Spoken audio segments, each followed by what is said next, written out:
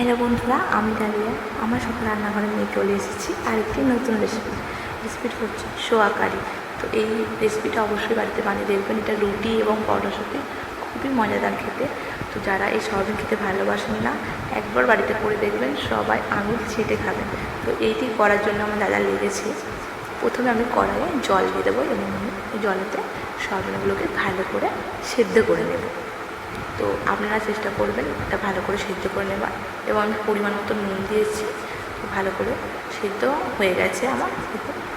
তো সয়াবিনগুলো সেদ্ধ হয়ে গেছে। আমি একটা ছাঁকনির মাধ্যমে আমি জলগুলো এটা ভালো করে ছেঁকে নেব এবং ভালো করে চিপে চিপে আমি এই সয়াবিনের যে জলগুলো আছে সেটা আমি বার করে দেবো এবং এটা ঢেলে রাখবো। তো আপনারা চেষ্টা করবেন, যদি কেউ পারেন তো ভিজিয়েও রাখতে পারেন সয়াবিনটাকে এবং গরম জলে তো সেদ্ধ করে নিতে পারেন, অসুবিধা কিছুতেই নেই। তো আমি যা যা বাটনা লেগেছে আমার কাজু, কিশমিশ, বাদাম বাটা এবং টমেটো কুচি, কাঁচা লঙ্কা, পেঁয়াজ কুচি, আদা, রসুন, এইগুলোই আমার লেগেছে। এবং আমি কড়াই তেল দেব এবং সয়াবিনগুলোকে আমি তেলেতে ভালো করে ভেজে নেব।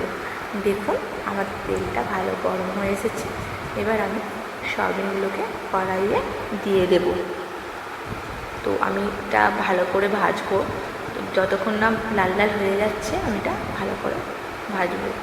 এবং দেখুন ভাজা হয়ে যাবার পরে আমি এখন এটা 1 মিনিটের মতন নাড়বো। তো অবশ্যই আমার এইসব সুস্বাদু রান্না দেখার জন্য আমার চ্যানেলটাকে সাবস্ক্রাইব করুন এবং আপনারাও কমেন্ট করুন যে কে কে এই সয়াবিন খেতে ভালোবাসে। আর এইভাবে একবার বাড়িতে বানিয়ে দেখুন। তো আমার দেখুন সয়াবিনগুলো লাল লাল করে ভাজা হয়ে যাচ্ছে। এবারে আমি এটা তুলে নেব। তো তারপরে তুলে নেবার পরে আমি কড়াইতেই আর একটু তেল দিয়ে এতে আমি গোটা গরম মশলাটা দিয়ে দেবো। একে একে আমি এবারে কাঁচা লঙ্কা কুচি, পেঁয়াজ কুচি, তারপরে দিয়ে ভালো করে আমি এটা নেড়ে নেব। যতক্ষণ নাড়বো, যতক্ষণ দেখবো না যে লাল লাল হয়ে গেছে, ততক্ষণ আমি এটা ভালো করে মিশিয়ে নেব। দেখুন এটা 1 মিনিট ভাজার পরে লাল লাল একটা ভাব চলে এসছে ব্রাউন কালারের। তো এটা আমি আদা বাটা এবং রসুন বাটা দিয়ে আবার ভালো করে মিশিয়ে নেব। মিশিয়ে আমি দেবো টমেটো কুচি এবং এতে একটু লবণ দেবো যাতে টমেটোটা ভালোভাবে গলে যায়। তো দিয়ে ভালো করে মিশিয়ে নিয়েছি এবং এতে দেবো অল্প পরিমাণে হলুদ গুঁড়ো, আর দেবো 1 চামচ জিরে গুঁড়ো, 1 চামচ ধনে গুঁড়ো। তো সবটা দিয়ে আমি ভালো করে এটা মিশিয়ে নেব। মিশিয়ে নেওয়ার পরে এটা আমি গরম মশলা দেবো। গরম মশলা দিয়ে আমি আবার ভালো করে এটা মিশিয়ে নেব এবং আমি দেবো কাশ্মীরি লঙ্কা আর স্বাদ মতো লঙ্কা গুঁড়ো। আপনারা যেরকম ঝাল খাবেন সেরকম দেবেন। তো বাচ্চারা খেলে অবশ্যই লঙ্কাটা অ্যাভয়েড করবেন। আর আগে থেকে আমার যে বাদাম বাটাটা ছিল সেটা দিয়ে দিয়েছি এবং ভালো করে মিশিয়ে নিয়েছি এবং অল্প অল্প করে আমি জল দিচ্ছি যাতে না মশলাটা পুড়ে যায়।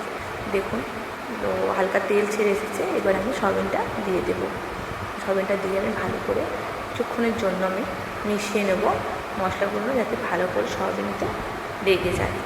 দেখুন আমি ভালো করে মিশিয়ে নিয়েছি। তো এবারে আমি এতে জল দিয়ে দেবো। জল দিয়ে আরেকটু জল দেবো, কারণ এটা ফুটলে অনেকটা ঘন হয়ে যাবে। তো এটা আমি আরেকটু জল দেবো। দেখুন সয়াবিনটা আমি 2 থেকে 3 মিনিট আমি এটা করছি, ফুটিয়েছি এবং এটা আমার হয়ে গেছে। অবশ্যই জানাবেন কেমন হয়েছে। আর রেসিপিটি বাড়িতে বানিয়ে অবশ্যই দেখবেন। তো বন্ধুরা প্লিজ আমাকে ফলো করুন, সাবস্ক্রাইব করুন এবং কমেন্ট করে জানান কেমন হয়েছে।